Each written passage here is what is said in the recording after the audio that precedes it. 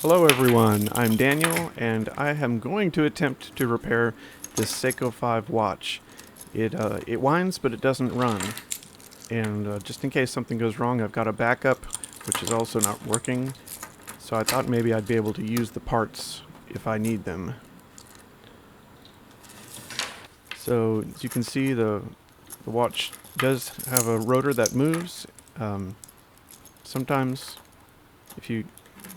I don't know, it may need some servicing. I have no idea how old the watch is or how long it's been used, but hopefully when we open it up we'll find some things that are fixable. I know it's a long shot. So yeah, as you can see, it does, the hands will move and the rotor moves, but it doesn't tick. So first thing we do is need to get this case back off, and I used a tool for that. And now we have the movement exposed. Next thing to do is, let's just show you the oscillating weight. This is the part that moves on your wrist to convert the energy into winding the main screw, which is how an automatic watch keeps ticking. So first thing to do is remove the oscillating weight with a smallish flathead screwdriver. And I'm going to be very careful to try not to touch anything with my fingers inside. That said, I'm probably going to scratch up. You can see I'm scratching up the piece. Next thing to do is press the setting lever, and that allows you to pull out the stem. Now the stem is completely disassembled. And then we can pull the movement out because there's no screws holding it in. It's just a compression fit. Next thing we need to do is set the time so the hours, minutes, and seconds are lined up. This makes it easier to pull the hands off in one go. So we just align these here. And now we can use a bit of plastic wrap. And then we can use these pullers to sort of leverage against the dial. This keeps it from getting scratched. And I probably just bent something there. I'm sure it'll be fine. So you see the second hand just took off. Now we have the minutes and the hours. Oop. Oh no, that didn't work. Oh, we've already got an issue. This reminds me of that game Operation, working with tweezers and very delicate items. Here's the minute hand and the hour hand. Okay, next thing to do is pry the dial away from the movement. It's again just a friction fit, so it comes off pretty easily. And that exposes the date wheel and the day wheel. Now there's a small clip, circlet, that's holding on the inner wheel, snap for the day star. And I probably should have started off using sharper tools. These are kind of dull, and this doesn't seem to be working. And I think I'm scratching up the part of the dial. Luckily, it's a part that doesn't show. So let's try something else. So I have a slightly sharpened tool now. Now we got the snap. Okay, it was on much more gently than I imagined. And now we can carefully lift. There's the clip. Now we can carefully lift away the day with the little rod to go. Okay, not bad. This is the back of the watch, and first thing we want to do is remove the balance wheel assembly, the balance cock screw. So I'll use a slightly smaller screwdriver to loosen this up. And I think it may be a little difficult to get it out. It's kind of wedged underneath. You can see it's wedged underneath another gear. So you have to sort of rotate it out of its current location. And this is the most delicate part of the entire watch, is this hairspring inside the balance assembly. And it's probably the part that's broken on this watch. So I'm trying to sort of get it a little bit loose. I really don't know what I'm doing here. I'm just kind of poking and prodding. Okay, the bridge is loose, but it's still kind of stuck in its groove.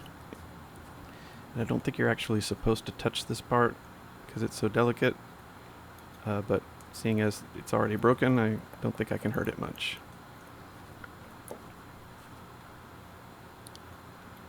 Maybe if I just rotate right now. No.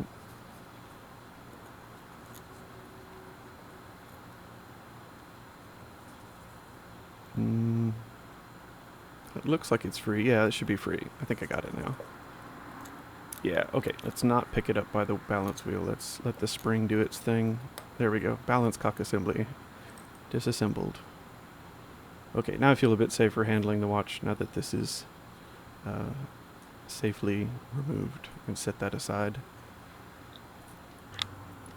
Next thing to do is undo a screw here. This is the second reduction wheel. It's what the watch uses to transfer the rotary motion of the oscillating weight into a winding motion, and it's a little complicated. There are these two pallet hands that either push or pull depending on which side they're on, and okay, I gotta get this thing second reduction wheel loose. Okay, and now you can see the two hands are free. There's second reduction wheel. And now the ratchet wheel, which is attached to the winding barrel. This is covering up the spring, so this is how the reduction wheel interacts with the barrel to wind the spring. And again, I think I have really, I don't have watchmaker's hands. My hands are wobbling all over the place, so I'm probably scratching this up more than I should. Now we can remove the ratchet wheel. Okay.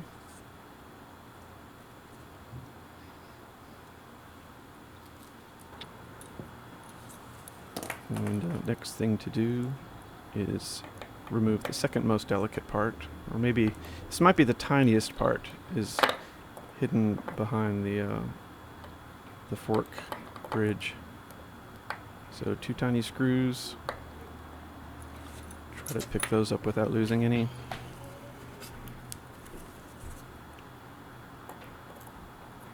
Here's one. Oh, and that just flew off somewhere else off the table. Hopefully I'll be able to find that later. It's a good thing I have a backup watch. Okay, now you can see the fork is revealed. It's the part that actually does the ticking. When you hear a watch ticking, this is the part that's snapping back and forth that you hear. It has two ruby crystals that do the motion. So we can see when I move the barrel, the inner springs, the inner gears are all working, so it should be okay. I'm going to continue disassembling from the back side. First we've got some screws holding in the date dial guard. So there are 3 normal screws,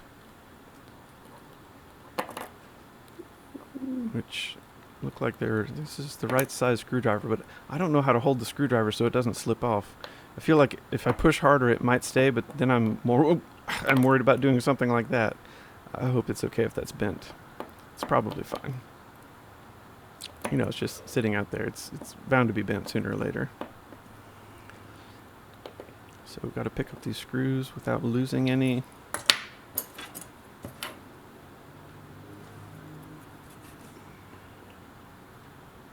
Okay, there's one. Maybe I'll cut out some of the messing with screws. I don't know. I'd like to show exactly how hard this can be. So I would like to show the bloopers, if you can call them bloopers. Trouble I have. Okay, now this 4th screw is a specialty Seiko screw. It is the smallest Phillips head screw in the world, and my smallest screwdriver does not fit it. As you can see here, I hear some people have ground down a flathead screwdriver to get it to work, but I'm just going to take my time and order the correct screwdriver. Okay, I now have the Seiko screwdriver, which is the S921 if you need to get it yourself. And it's just small enough to barely fit, but I'm not putting this screw back in. It doesn't seem to do anything other than keep you from servicing your Seiko 5 watch. So I'm just going to chunk that. And now we can pick up the date dial guard, which holds in these gears. And if we advance the date wheel just so it's not hanging up on this cover. This is the date jumper guard. That was holding in all of these gears. So we have a few to pick up here. There's the hour wheel.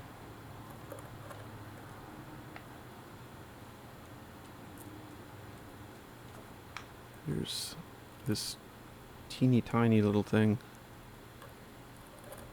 Intermediate date driving wheel and pinion. It's impossible to pick up. I just need to get it off the desk. Come on. Maybe I'll just stab it. Oh, okay, got it. Good.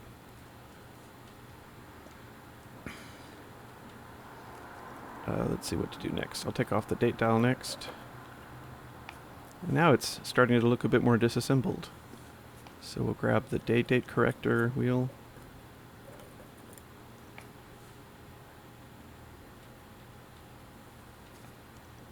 And come back for the date driving wheel. This is the part that advances the date every 24 hours.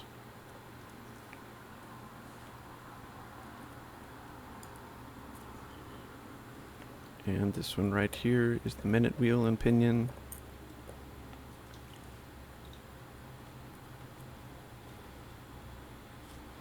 Now, I believe we can remove the cannon pinion, which is held on a little bit. It's a little bit of a friction fit, but it seems okay. I think I probably should have removed the spacer earlier on, but this is me getting the spacer off. It's a little tricky because you have so many delicate pieces still showing.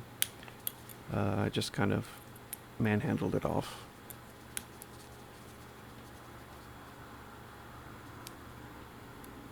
Okay, now we can get ready to remove the screws that hold on the barrel and train wheel bridge.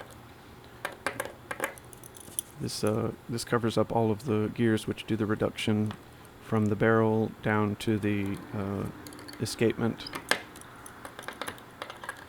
So the gears are there to convert a very small amount of strong movement from the winding spring into a lot of very lightweight movement, which is at the escapement, which is the part that ticks. And if I can just keep track of all these screws.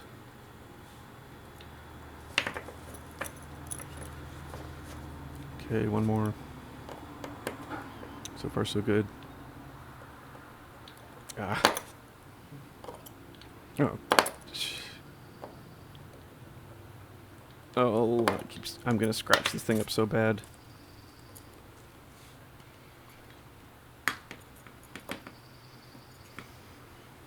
Okay, now we should be able to lift up the entire bridge. And this will reveal the train of wheels.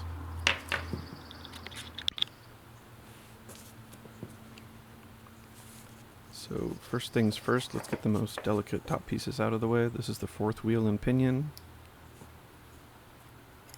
which exposes the third wheel. You can see the escapement in the back, the little skeletonized wheel.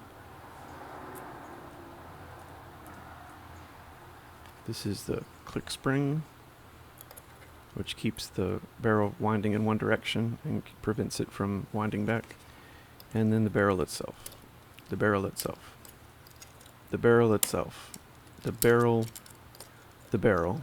Yes.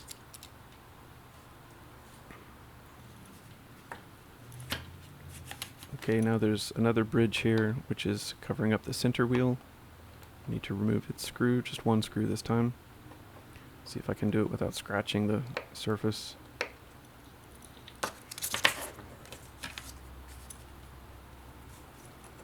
Okay, one screw.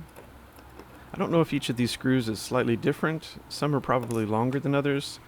I don't know how watchmakers keep track of all the screws because it's like they just put them in a big pile and clean them all together, and then they know which ones to take out. Here's the center wheel bridge. Now we can see the escapement wheel. This is very delicate. This is the part that the rubies on the fork will click against as it ticks.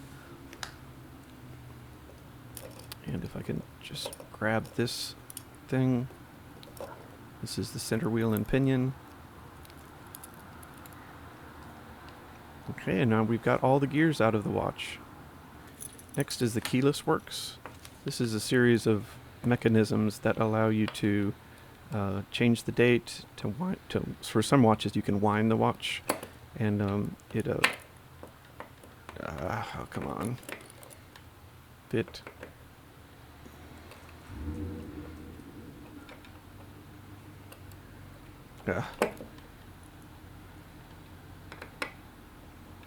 Maybe they could use Phillips heads, but then you risk gouging them out. Anyways, this is covering the yoke. I should be able to pick that up now. If I can get the screw. I really do not have steady enough hands to do this.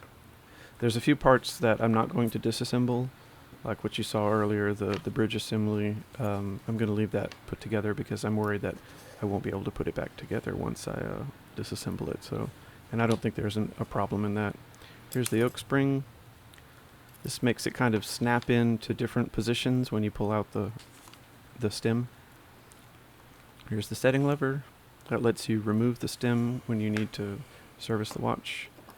There's the yoke. And now there's two sheaths, two geared sheaths that are resting on the stem here. The first one is a clutch. It's the clutch wheel that lets you set the time. And I think this one helps you advance the date, I believe. Intermediate wheel for calendar corrector. And here's the stem.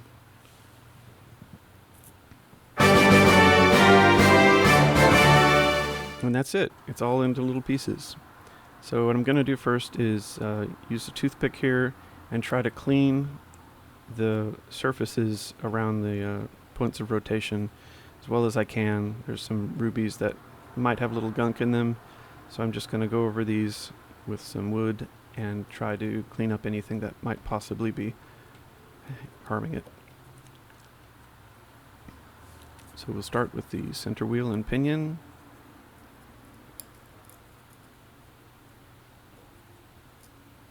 Like that. And we're going to add just a little bit of oil to the surfaces that meet other gears. It's really a minute amount. Next is the escape wheel and pinion. This just has a very, very tiny ruby hole that it rests in. And it's hard to tell if it's really sitting there correctly or not. I think it's just going to look like that. It's just going to look off-center until I get more pieces in.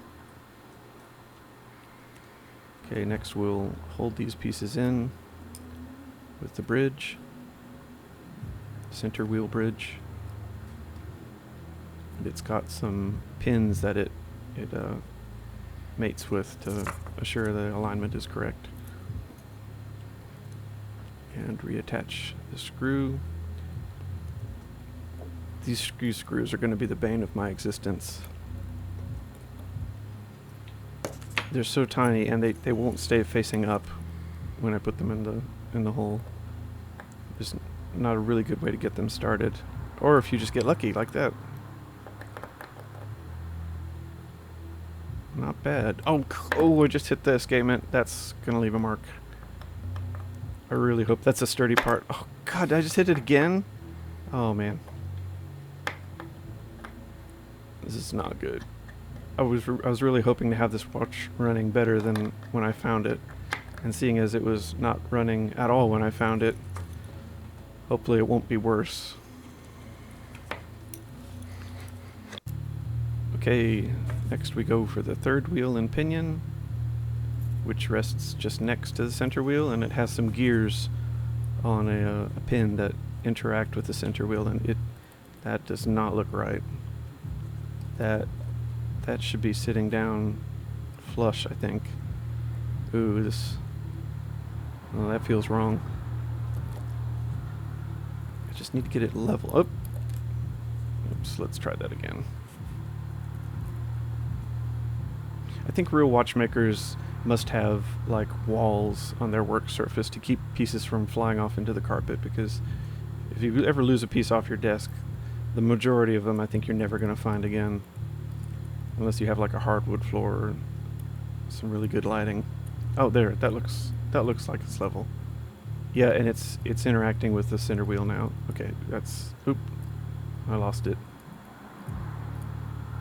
It was working a second ago. Is that it?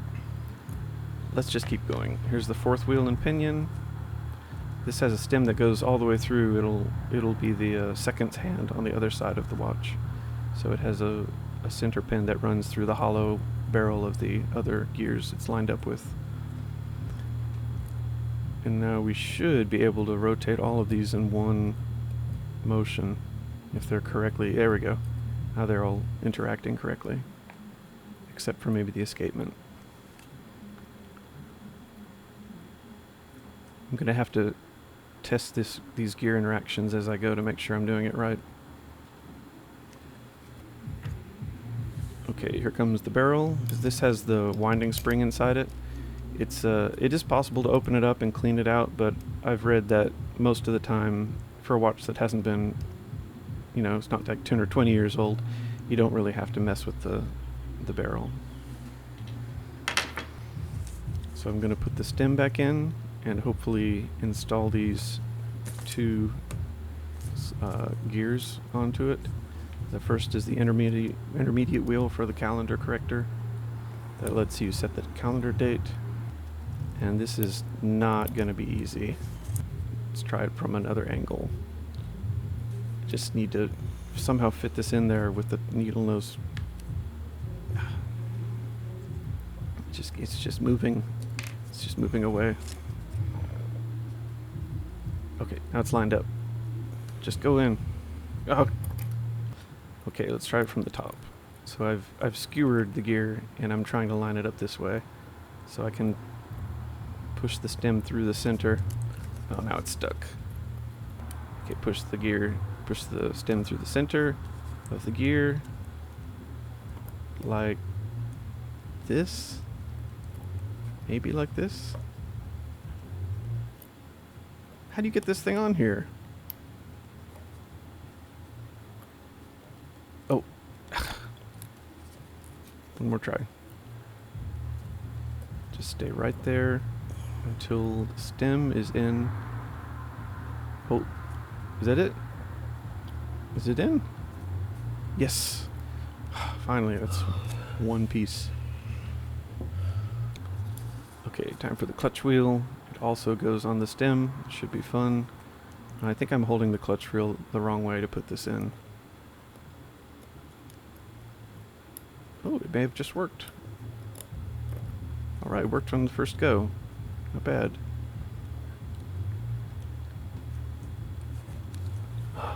Okay, we'll continue to put the keyless works back together.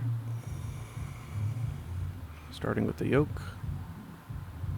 And you can see it interacts with the clutch to push it into the gear train.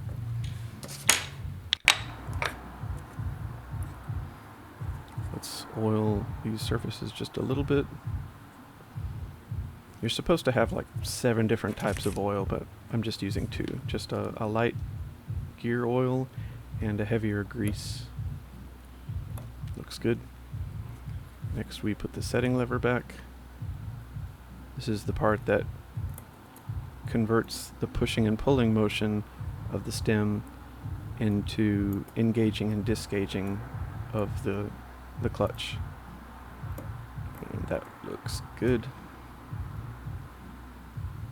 Next we'll put on the yoke spring, which holds everything together.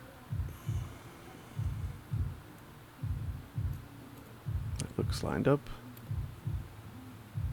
Now I put the screws back in. Oh god, these screws. Come on. Just sit in. Ugh. Okay, try it again. Attempt number 3. Just need to get it started. Just a little bit more. Okay, it's facing up. Now I just need to rotate a tiny bit till it catches. And it's out of the hole again. 4th time's the charm. I'll just hold it with my finger. Can I screw this in with my finger?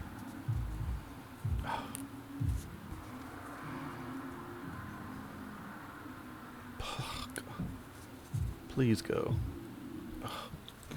I'm trying something different. I'm using Rodico, which is sticky, to hold the screw, and maybe I can screw it in a little bit and get it started.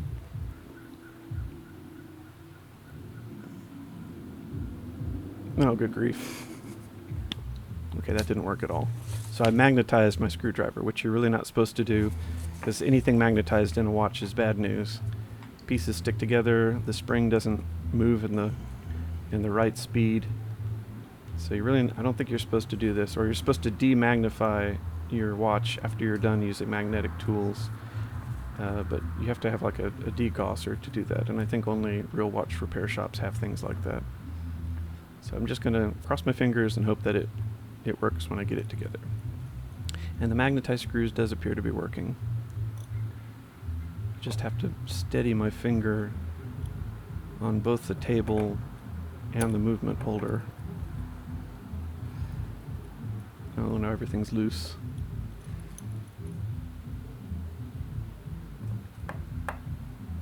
Okay. I'm not in the groove.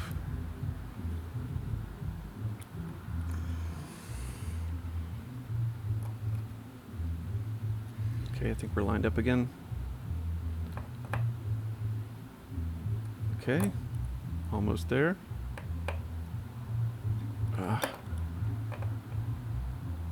All right, that feels good. Now one more screw.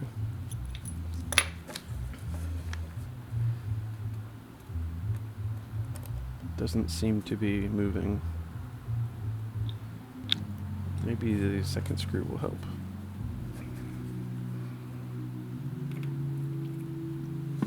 Okay, next I'm going to replace the barrel and train wheel bridge. This is the part that I left assembled. If you disassemble to this this number of parts, you end up with 52 parts. I think not counting screws.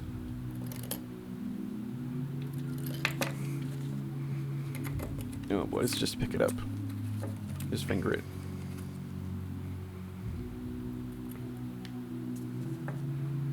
Notice I'm wearing the finger cots to try to keep finger oils off of the parts.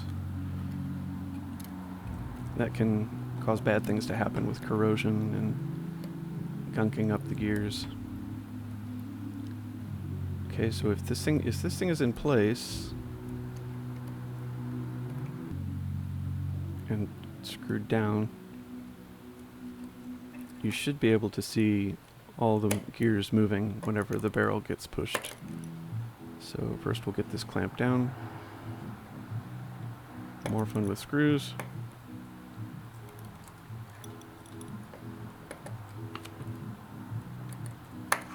Good enough.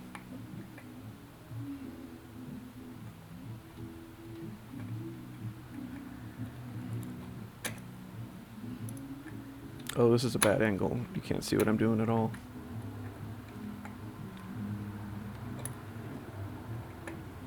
Maybe this is better. Oh gosh.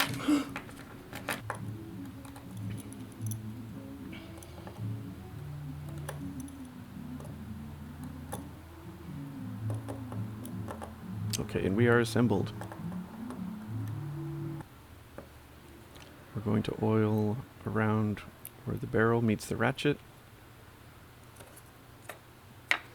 And put the ratchet wheel back on. Should just slide under that pawl. Like that. Should be lying flat. Is it resting on the click spring? Yeah. So the click spring is keeping it from flushing.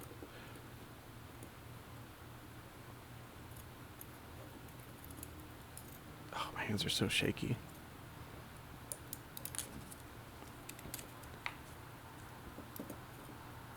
Let's try this again. Okay, lined up. Now we put the ratchet wheel screw back in, which may be a little tricky because the barrel moves. I'm just going to try to get it tight enough to hold itself in place. Now for the second reduction wheel in Pinion. This has super fine teeth on it, which the two pawls interact with. One side pushing, one side pulling. And I think I had the reduction wheel upside down. Yes, second reduction wheel goes this direction. And this is the only screw on the whole watch which is reverse threaded. So you turn this to the left to tighten. And this is the part that rotates whenever the oscillating weight moves around. So you see how the hands will push and pull. And that gets converted. Now we'll put the pallet fork back. Very, very tiny and delicate pallet fork. I think I'm supposed to oil the ruby surfaces, but I can't even. I'd be lucky if I could hit the whole thing with the tip of an oiler. So I'm just gonna see if it'll do its thing as is. It has a very tiny hole that its axle needs to fit in, which I may need to put the bridge in to do this. Yeah, let's put the pallet cock in. And let's just crush it while we're at it. Okay, is it lined up? Not quite. To get both pins lined up, this is very delicate. There's one. Nope. Nope. There's two. Okay, are we lined up? Now, it should snap left and right, just maybe not even a whole millimeter. So as you wind the barrel, it locks in place either to the left or the right. Like that. Now it's jumping right, now it's jumping left. I think that's correct. That's how it's supposed to behave. And this little hook here will catch the rotating balance wheel. It'll catch a little tiny ruby pin sticking out of the balance wheel. So when the wheel rotates to the right, it moves the fork to the right. And then as the wheel spring stops it and reverses direction, it'll move the fork to the left. And each time it snaps to the left or right, you get a little bit of impulse from the escapement into the fork. So the fork will actually give a little bit of a nudge to the left or the right, which keeps the balance wheel spinning. And I still think I should be able to wind it a little bit.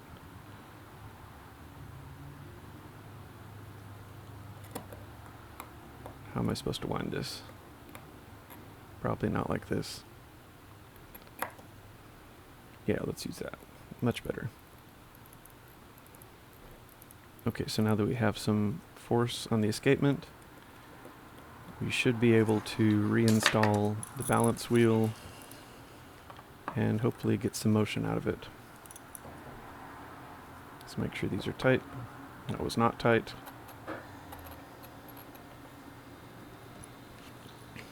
All right.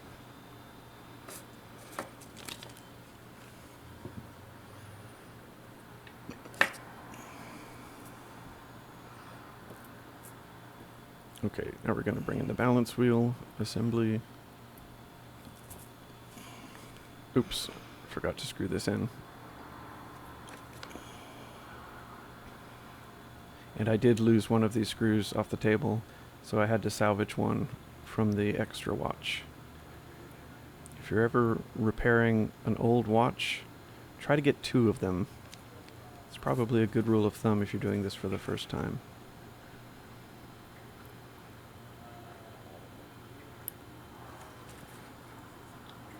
Okay, I got one screw in, still struggling with the other.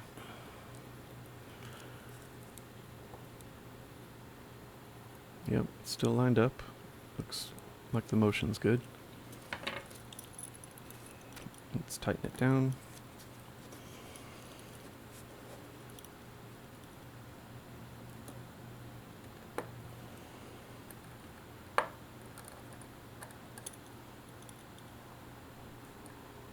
There's one side.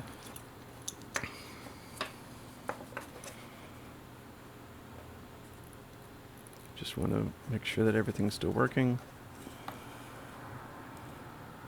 And the yoke is still snapping left and right. That's good. That means it's trying to unwind.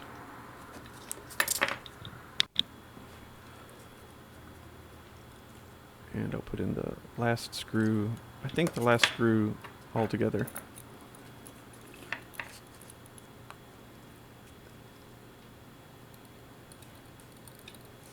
I really got to learn how people put in flathead screws without it jumping off out of the hole. Okay, here's the balance cock. And again, it needs to be kind of coaxed underneath some of those gears and then rotated into place. And it's bouncing all over the place, which is a little hard. Okay, now it's under. Now I think I should be able to rotate. Carefully. I don't want to unwind or wind the spring in any way because I don't want to change the period of the rotation. Any tiny defect at all in the spring can cause havoc with the watch. And I believe this part alone costs about $40 or $50, which is twice what I paid for the watch anyways. So hopefully the one we salvaged is working. I didn't see it moving. Let's get that back on the pegs. So at this point, as soon as it's aligned with the pegs, you should see ticking because there's a wind in the barrel. It's pushing on the escapement, which is interacting with the yoke, and it should nudge the balance wheel either clockwise or counterclockwise, but it's not doing that. So something is wrong with this balance wheel. Almost seems like it's scraping the surface, like it's not parallel.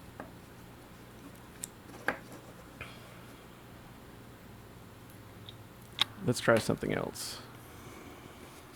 Here's the balance wheel from the extra watch, which I have no idea what's wrong with the extra watch. It also doesn't run, but it does wind. So let's see if using a hairspring from that one will improve things. Okay, get it underneath, rotate in.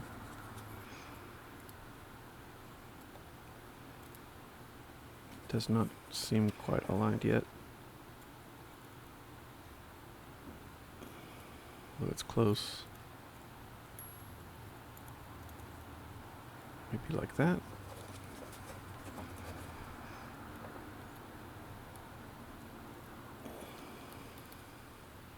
Again, this is the most delicate part of the watch, so you have to use very small movements. You don't want to stretch out the spring in any direction.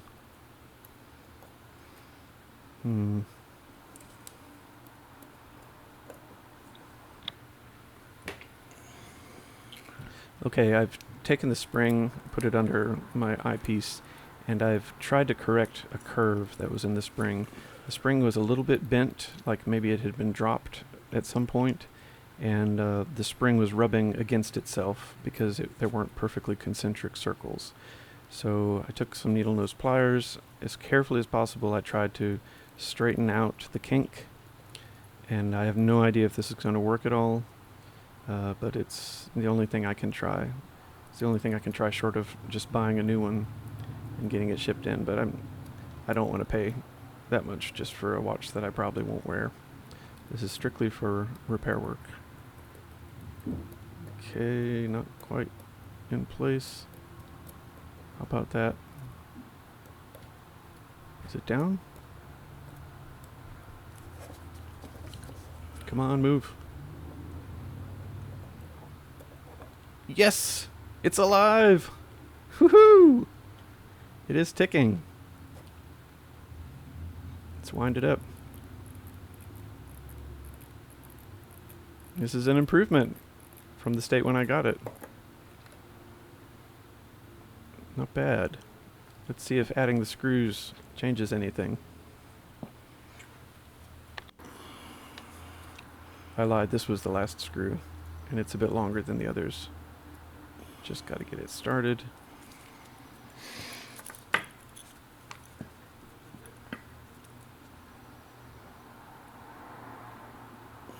Oh boy. I think it started.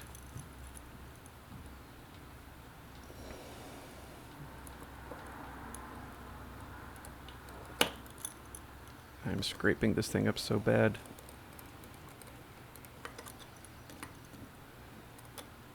Maybe torque screws. What if these were like baby torque screws? And keep it from jumping out. Move, move. Come on. Ugh. Did I over tighten?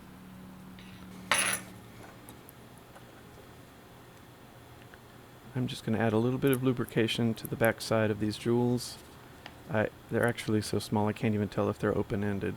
I think they're ring-shaped, so the axle should be sticking through from the back side. So adding a little oil here might improve the motion.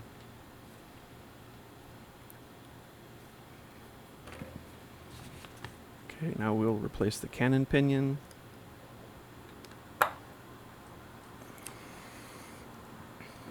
And the minute wheel and pinion.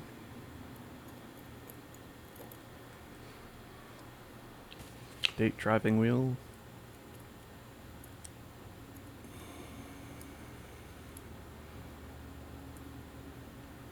Come on. Oh, it's upside down. That works better. The intermediate date driving wheel and pinion. The hour wheel, which the hour hand snaps onto. Now we have three of those, three things sticking up. One for seconds, one for minutes, one for hours. And we need to reinstall the spacer, which I probably could have done earlier after I had all these little tiny pieces installed. Probably would have been the smart thing to do. It seems to have snapped on. I guess that's it. Nice.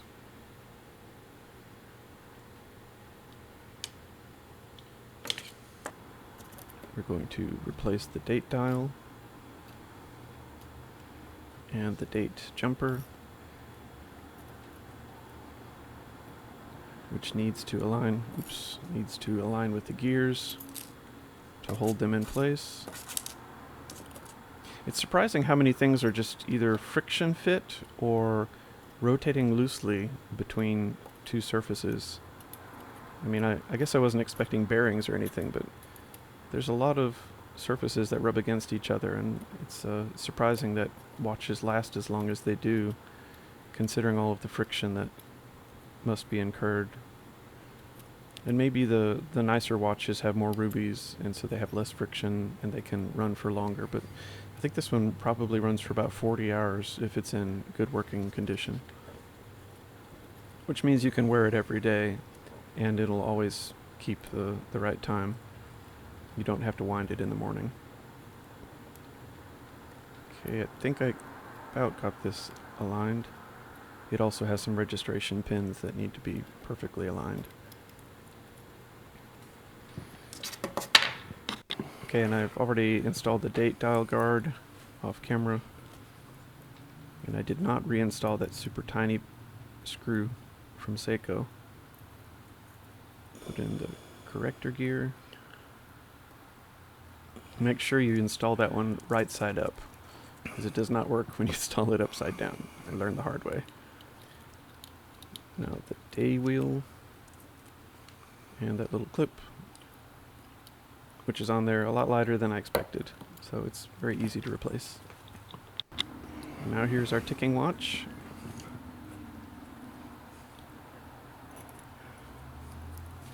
And we're going to replace the oscillating weight.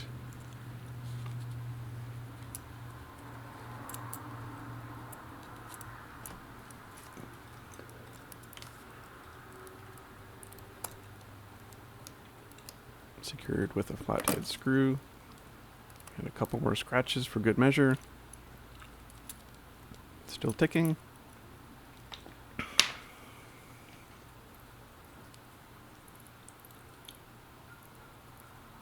All right, good motion.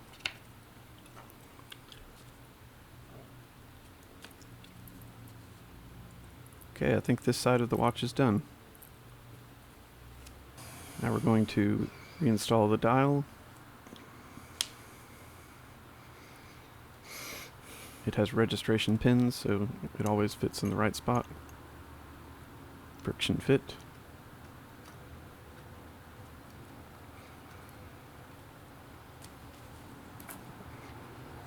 Clean up the dial, little specks of dust and things. You can use Rodico to pick those up.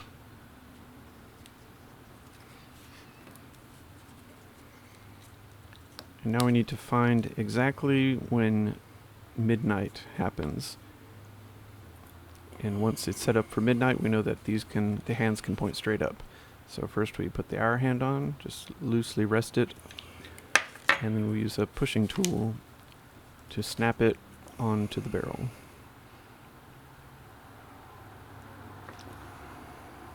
Give it a good firm press, just like that. And we do the same thing for the minute hand.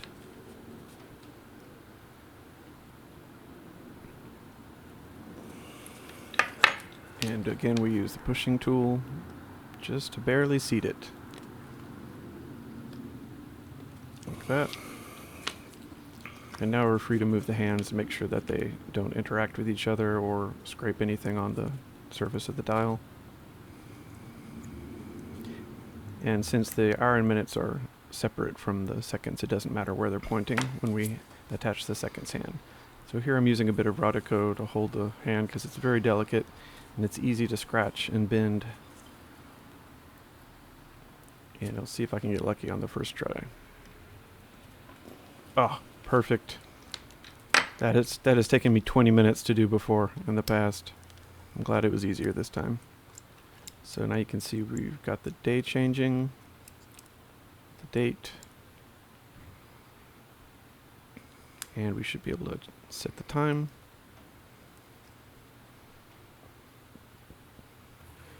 Our last task is to get it inside the case.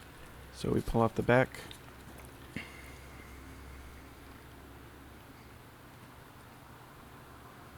And we need to align this so the stem is matching the hole, which I not quite done on the first try. It's a little bit off. Let's see if we can rotate this in place.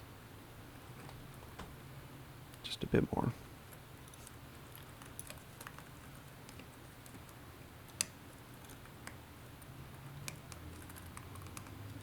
There we go. That seems down.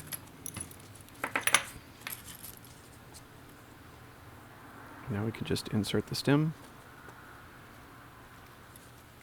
and it'll lock in place. And finally we're going to install an O-ring. This is a cheap replacement, just a generic size that fits. Normally you'd add some silicone grease on this as well, but I'm not planning on taking this swimming.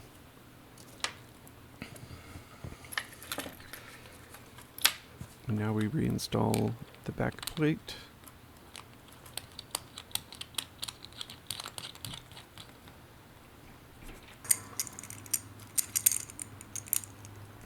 and tighten up the case.